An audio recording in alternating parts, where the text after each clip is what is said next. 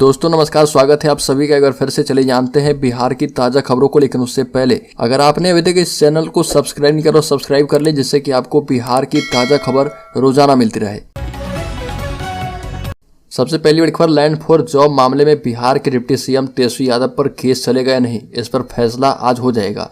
दिल्ली की Rouse Avenue court में CBI के स्पेशल कोर्ट में इस मामले की सुनवाई हो रही है। अगर कोर्ट सीबीआई की ओर से दायर चार्जशीट को एक्सेप्ट कर लेती है और तेजस्वी यादव के खिलाफ एफआईआर चलाने की अनुमति देती है तो तेजस्वी यादव की मुश्किलें बढ़ सकती है, उन्हें जमानत लेनी होगी।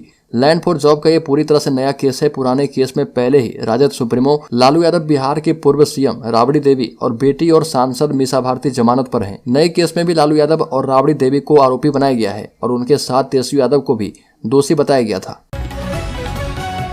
और साबरमती एक्सप्रेस में अवैध उगाही करने वाला जवान बर्खास्त, 7 महीने पहले हुआ था सस्पेंड। दोषी पाए जाने पर रेल एसपी ने लिया एक्शन। मुजफ्फरपुर समस्तीपुर रेलखंड पर 7 महीने पहले फरवरी 2023 को साबरमती एक्सप्रेस में अवैध उगाही करने के आरोप में rail SP doctor Kumar Ashish ने एक जवान को नौकरी से बर्खास्त कर दिया। आरोपी जवान कृष्णकांत सिंह था, उसे सेवा से बर्खास्त कर दिया गया है। इससे पूर्व मामले के संज्ञान में आने के बाद उसे निलंबित कर दिया गया था और वह पुलिस लाइन में तैनात था, जिसके बाद उस पर विभागीय कार्रवाई चल रही थी। उससे स्पष्टीकरण की मांग की गई थी, लेकिन उसने संतोषजनक उत्तर नहीं दिया, जिसके बाद उसे सेवा से बर्खास्त कर दिया गया। बढ़कर पूर्णिया से लोकसभा चुनाव लड़ेंगे पप्पू यादव। 2024 लोकसभा चुनाव को लेकर जाप सुप्रीमो राजेश रंजन उर्फ पप्पू यादव भी सक्रिय हैं। कटिहार में पप्पू यादव ने पूर्णिया से लोकसभा से चुनाव लड़ने की घोषणा की है। साथ ही कहा कि मैंने चुनाव में किया वादा पूरा नहीं किया तो राजनीति नहीं बल्कि बिहार छोड़ दूंगा। पप्पू यादव जिले के कोढ़ा हाई स्कूल मैदान में आयोजित कार्यकर्ता सम्मेलन में शामिल होने पहुंचे थे और सम्मेलन में पार्टी संगठन और आगामी लोकसभा चुनाव की तैयारी पर चर्चा की। कार्यकर्ताओं को संबोधित करते हुए कहा कि 2025 विधानसभा चुनाव में हमारी सरकार बनेगी तो हर परिवार को नौकरी देंगे। अगर नौकरी नहीं दे पाया तो 50 लाख रुपए की रोजगार की गारंटी दूंगा। बड़ी खबर, कोर्ट से जमानत पर आए आरजेडी सुप्रीमो लालू यादव राबड़ी आवास में देख रहे लौंडा नाच। राजद सुप्रीमो लालू यादव अपने बुरे स्वास्थ्य का हवाला देकर और किडनी ट्रांसप्लांट की बातें कहकर कोर्ट से जमानत लेकर फिलहाल बाहर आए हुए हैं। सिंगापुर में अपना किडनी ट्रांसप्लांट करवाया, कुछ दिनों वह डॉक्टर निगरानी में रहे और उसके बाद अब वापस बिहार आ गए हैं। बिहार आने के बाद लालू यादव राजनीति में फिर से एक्टिव हो गए और लगातार कई राजनीतिक बैठक में शामिल हो रहे, कई जगहों पर जा रहे। और इस बीच ताजा मामला जो सामने आया है उसमें अपने आवास यानी राबड़ी आवास पर पार्टी के कई नेता, विधायक, मंत्री और विधानसभा के स्पीकर अवध नारायण चौधरी के साथ बैठकर लौंडा नाच का आनंद उठा रहे। बड़ी खबर, सांसद जनार्दन सिंह सिग्रीवाल पर चली थी लाठी, अब देना होगा जवाब। डीजीपी समेत 7 अफसर दिल्ली तलब। बिहार विधानसभा मार्च के दौरान 13 जुलाई को पटना में बीजेपी कार्यकर्ताओं पर लाठीचार्ज हुआ था। इस दौरान पुलिस ने महाराजगंज से बीजेपी सांसद जनार्दन सिंह सिग्रीवाल को भी नहीं छोड़ा था। परिचय देने के बावजूद उन पर लाठी बरसाई गई थी। लोकसभा विशेषाधिकार समिति ने 21 सितंबर को पटना के 7 अधिकारियों को मौखिक साक्ष्य उपलब्ध कराने को लेकर बुलाया है। 13 जुलाई को पटना में प्रोटेस्ट के दौरान लाठीचार्ज की शिकायत सारण के महाराजगंज से सांसद सिग्रीवाल ने लोकसभा अध्यक्ष से की थी और 13 जुलाई 2023 को पटना में पुलिस की ओर से जनार्दन सिंह सिग्रीवाल पर लाठीचार्ज किया गया था।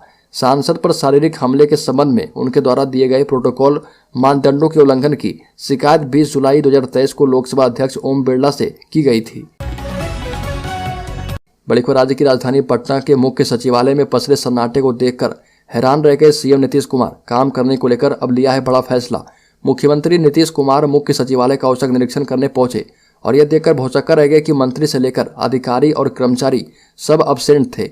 मुख्य सचिवालय की हालत देखकर मुख्यमंत्री ने घोषणा की कि अब वो सप्ताह में 3 दिन मुख्य सचिवालय और 2 दिन मुख्यमंत्री सचिवालय में बैठेंगे और यहीं से सरकारी कामकाज करेंगे। सचिवालय का कामकाज सुबह 9:30 बजे शुरू होता है। मुख्यमंत्री समय से कुछ देर पहले पहुंचे। मुख्य सचिव आमिर सुबहानी बीमार हैं, लेकिन अन्य विभाग के शीर्ष अधिकारी भी उपस्थित नहीं थे। बड़ी खबर, राज्य के सीतामढ़ी जिले में शिक्षा मंत्री चंद्रशेखर का विरोध भाजयुमों ने दिखाए काले झंडे, पुलिस ने 2 को हिरासत में लिया। सीतामढ़ी के SRK गोयनका कॉलेज में राष्ट्रीय संगोष्ठी में शामिल होने के लिए आने के दौरान कार्यक्रम स्थल से कुछ दूर पूर्व शहर के किरण चौक पर शिक्षा मंत्री प्रोफेसर चंद्रशेखर को युवाओं के विरोध का सामना करना पड़ा। भारतीय जनता युवा मोर्चा के कार्यकर्ताओं ने काला झंडा दिखाया और बताया गया कि शिक्षा मंत्री के रामचरितमानस वाले बयान को लेकर भाजयुमों ने इस तरह से विरोध किया। इस मामले में पुलिस ने कार्रवाई करते हुए 2 लोगों को हिरासत में ले लिया है और भाजयुमो कार्यकर्ताओं का कहना है कि शिक्षा मंत्री सनातन धर्म को लेकर अनर्गल बयान देते रहते हैं और इसी के कारण उनका विरोध किया गया। बड़ी खबर, राज्य में तालमी मरकज का मानदेय दोगुना, तालमी मरकज पर महागठबंधन की सरकार मेहरबान हो गई है। शिक्षा सेवक एवं शिक्षा सेवक तालमी मरकज के वर्तमान मानदेय को 100% बढ़ा दिया गया है। अब ये मानदेय 11,000 रुपये प्रतिमाह से बढ़ाकर 22,000 प्रतिमाह करने को मंजूरी नीतीश सरकार ने दे दी है। और वहीं आंगनबाड़ी केंद्रों में बच्चों को दिए जा रहे नाश्ते के अतिरिक्त बिहार स्टेट मिल कोऑपरेटिव फेडरेशन लिमिटेड के माध्यम से वित्तीय वर्ष 2023-24 से दुग्ध चूर्ण सप्ताह में 2 दिन उपलब्ध कराने के लिए 232,20,70,000 रुपए की स्वीकृति दी गई है। राज्य के सभी 1,15,009 आंगनबाड़ी केंद्रों पर अब LPG गैस सिलेंडर की मदद से खाना बनेगा। बड़ीपुर राज्य में बालू खनन पर रोक 15 दिन के लिए आगे बढ़ा दी गई है। राज्य में बालू खनन की शुरुआत अब 1 की जगह 15 अक्टूबर से होगी। मानसून की सक्रियता को देखते हुए राष्ट्रीय हरित अधिकरण ने बिहार में बालू खनन 15 दिन टालने का निर्देश दिया है। पहले के आदेश के मुताबिक 1 अक्टूबर से बालू खनन शुरू होना था। इसके लिए घाटों के आवंटन पर कार्य अंतिम चरण में है। मालूम हो कि मानसून को लेकर 1 जुलाई से 30 सितंबर तक राज्य के नदी घाटों से बालू खनन पर रोक लगाई गई थी। इधर विभाग का दावा है कि राज्य में बालू की कोई समस्या नहीं है। खपत के मुताबिक आगे 4 महीनों तक बालू का भंडार मौजूद है। बड़ीपुर बिहार के बक्सर में पैक्स सदस्य बनने के लिए आवेदन हुआ शुरू। बिहार के बक्सर जिले में रहने वाले लोग अगर पैक्स सदस्य बनना चाहते हैं तो इसके लिए ऑनलाइन के द्वारा आवेदन कर सकते हैं। इसको लेकर दिशा निर्देश जारी कर दिया गया है। बता दें कि आप जिस इलाके में पैक्स सदस्य के लिए अप्लाई करेंगे आपको उस इलाके के अपने पैक्स के कार्य क्षेत्र का होना जरूरी है। वहीं आपकी उम्र 18 साल से ज़्यादा होनी चाहिए। साथ ही साथ आपके पास फोटो पहचान पत्र हस्ताक्षर की कॉपी होनी चाहिए। बड़ीपुर G20 के भोज में बिहार के मुख्यमंत्री नीतीश कुमार के शामिल होने और प्रधानमंत्री मोदी के साथ खुशनुमा मुलाकात और उसके बाद इंडिया गठबंधन कोऑर्डिनेशन की बैठक से राष्ट्रीय अध्यक्ष ललन सिंह की दूरी ने बिहार में एक नई राजनीतिक संभावना को जन्म दिया है। और ये चर्चा शुरू हो गई है कि क्या नीतीश कुमार एक बार फिर से राजद को छोड़कर बीजेपी के साथ जाएंगे। नीतीश कुमार के काफी करीब रहे प्रशांत किशोर ने स्टेप बाय स्टेप इसका प्लान समझा दिया है। चुनावी रणनीतिकार प्रशांत किशोर ने समझाया कि नीतीश कुमार आखिर क्यों बीजेपी के प्रधानमंत्री मोदी के करीब गए हैं। प्रशांत किशोर ने कहा कि इस बात से इनकार नहीं किया जा सकता है कि नीतीश कुमार कल होकर प्रेस कॉन्फ्रेंस करेंगे और ये कहेंगे कि हमने तो सबको एकजुट करने का प्रयास किया ही था और ये लोग साथ नहीं आए तो बिहार की जनता की भलाई के लिए बीजेपी के साथ जा रहे हैं। प्रशांत किशोर ने कहा कि वह लोकसभा चुनाव के पहले भले ही इंडिया गठबंधन नहीं छोड़े लेकिन 2024 के चुनाव के बाद कहां जाएंगे और क्या करेंगे इसका अंदाजा किसी को नहीं है। बड़ीपुर महिला आरक्षण बिल पर महागठबंधन में दरार, आरजेडी ने जताया ऐतराज, नीतीश कुमार ने दिल खोल कर दिया समर्थन।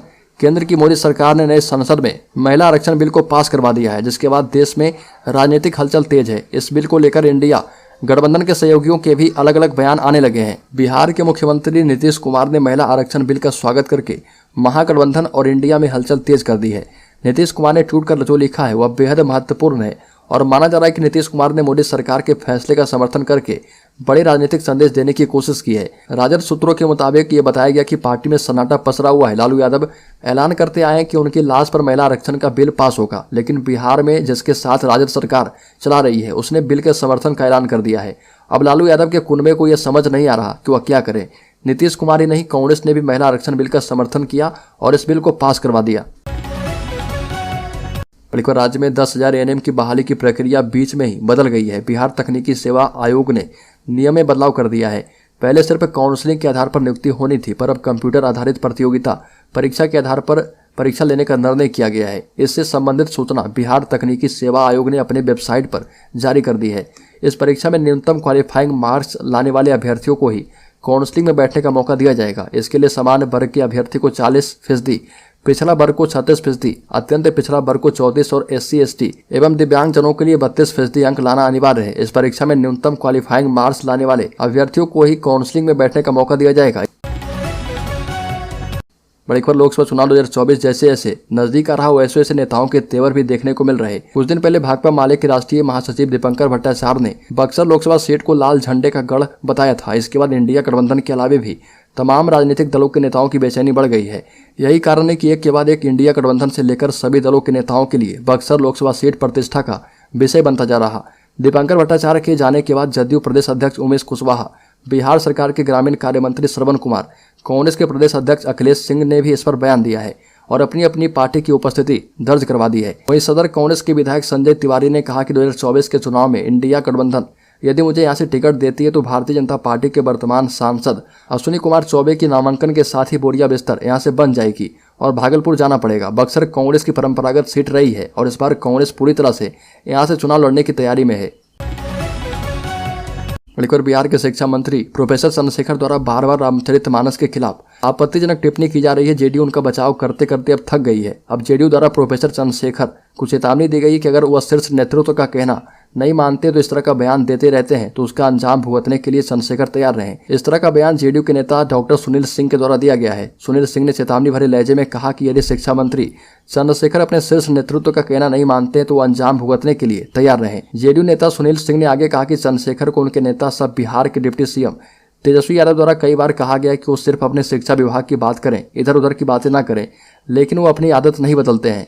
वो फिर से भगवान राम पर उल्टी सीधी बातें करने लगते हैं।